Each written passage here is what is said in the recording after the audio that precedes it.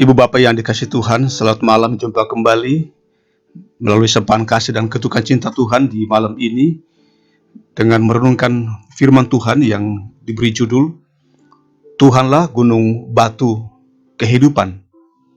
Mazmur 121 ayat 1-3. Aku melayangkan mataku ke gunung-gunung, dari mana akan datang pertolonganku? Pertolonganku ialah dari Tuhan yang menjadikan langit dan bumi.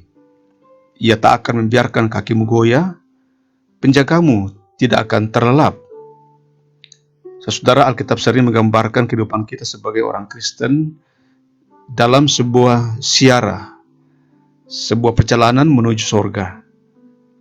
Dalam surat Ibrani 11 dilukiskan sebagai orang-orang asing dan pendatang di bumi ini yang merindukan tanah sorgawi. Penggambaran ini lalu kemudian memberi inspirasi. Ada seorang penginjil yang bernama John Bunyan dalam tulisannya yang berjudul Perjalanan Musafir. Sebagai musafir maka tujuan hidup mesti jelas. Tujuan hidup kita harus jelas. Hidup untuk sebuah misi, yaitu hidup di dalam misi Allah atau yang biasa disebut sebagai Missio Dei. Kita ingat cerita Yunus dan kisah nabi-nabi lainnya, juga para rasul-rasul dalam Alkitab dipanggil, dipilih, diutus untuk sebuah misi Allah. Di dalam perjalanan misi Allah dalam dunia ini, terkhusus di Mazmur 121 mengajak kita untuk menjadikan Tuhan sebagai satu-satunya pertolongan kita. Kita ingat dalam masa-masa perjanjian lama, orang Israel dari berbagai tempat melakukan ziarah menuju ke Yerusalem. Itu 3 kali dalam setahun untuk menyembah Tuhan pada hari-hari raya besar. Bisa kita lihat dalam Keluaran pasal 23 ayat 14. Hari Paskah, pertama hari Paskah untuk memperingati keluarnya dari perbudakan. Lalu kemudian pada hari Pentakosta, hari ke-50 setelah Paskah, sebagai hari penuaian atau hari panen, atau hari ucapan syukur kepada Tuhan. Dan pada hari raya Pondok Daun-daunan, mengenang pengembaraan umat Allah, umat Israel di padang gurun. Sebuah pengembaraan yang tidak mudah dilewati. Dalam siarah ini, kita diperhadapkan berbagai hal. Kekurangan air di padang gurun,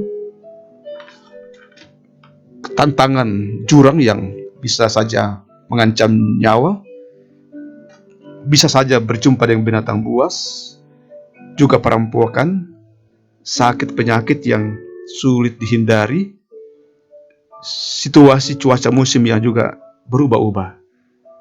Dan lebih daripada itu, dalam pengembaraan kita, bagaimana mengelola emosi kita yang terkadang tidak stabil dipengaruhi dengan situasi yang dominan.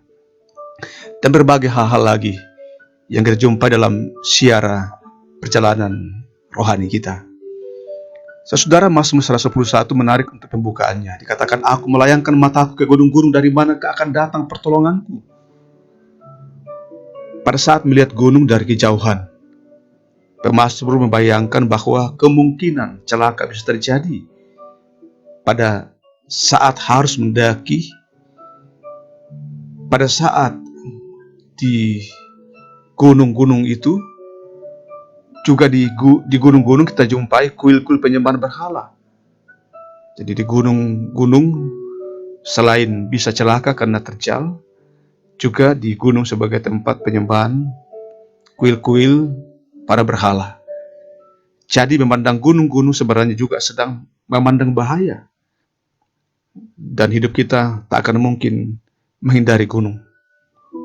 Ada gunung-gunung kehidupan yang ada di depan kita. Dan karena itu pilihan satu-satunya ialah memohon perlindungan Tuhan sebagai satu-satunya gunung batu.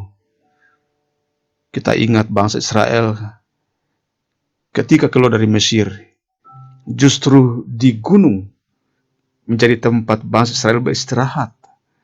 Justru di gununglah bangsa Israel melalui Musa bertemu dengan Tuhan, dan di gunung itu pula lah umat Israel menerima hukum Taurat sebagai bukti pemeliharaan Tuhan menjadi sebuah titian menjalani siara kehidupan ini.